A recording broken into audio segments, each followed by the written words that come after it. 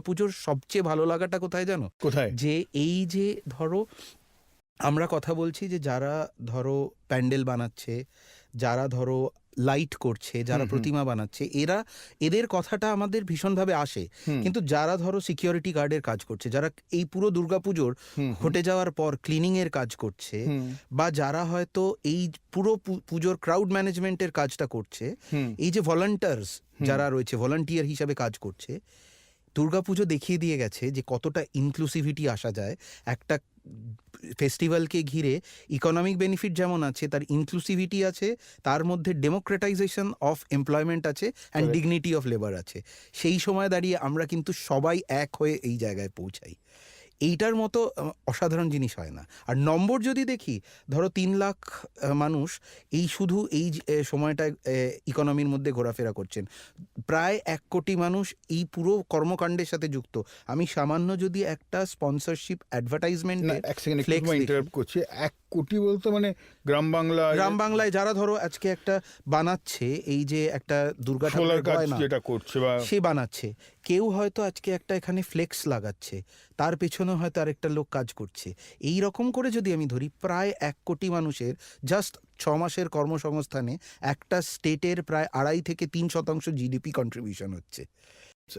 It is amazing. এবং এই জায়গাটাকে যদি আমরা ধরে রাখতে পারি, this in itself will become one of the greater contributors to the Bengal growth story. Why not? Fantastic, exactly, why not? তার মানে ইউরোপের যে অনেক ছোট ছোট দেশগুলো আছে, তাদের যা টোটাল ইকোনমিক সাইজ, তার থেকে আমাদের উরুগুয়েকেই যদি আমি ধরে নিই, আচ্ছা উরুগুয়ে, হ্যাঁ তুই বল। উরুগুয়ের থেকেই তো এটা বড়।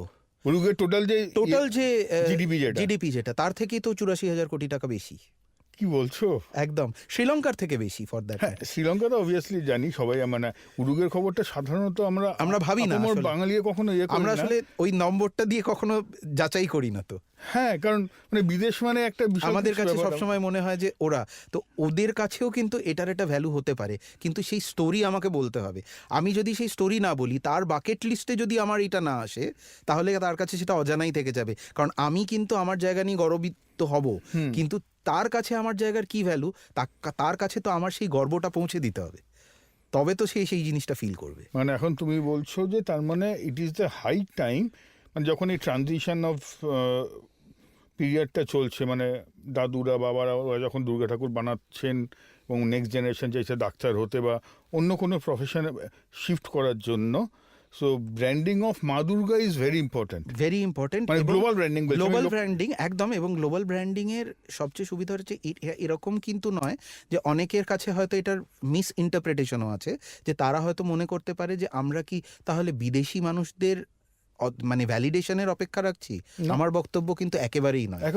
রাদার আমি তো বলবো যে তারা যেটা জানে না, তারা অন্য জিনিসকে ভ্যালিডেট করেছে, যে এই জিনিসগুলো তাদের কাছে তাদের চক্ষু উন্মেষণের জন্য এটা আরো জরুরি জায়গা, এবং সেটার ক্ষমতাটা আমাদের এই দুর্গাপুজোর আছে, এবং সেটা যারা করবে, যারা এটায় কন্ট্রিবিউট করবে, তাদের আপলিফমেন্টের দরকারটা সেই কারণেই আরো আছে। হ্যাঁ, মানে ধরা যাক কেউ বিদেশি এলেন, বিষ্ণুপুরে কোনো একটা হোটেলে গিয়ে উঠলেন, ওখানে 7 দিনের ওয়ার্কশপ করলেন স্কাল্পচারের ওপরে, একদম।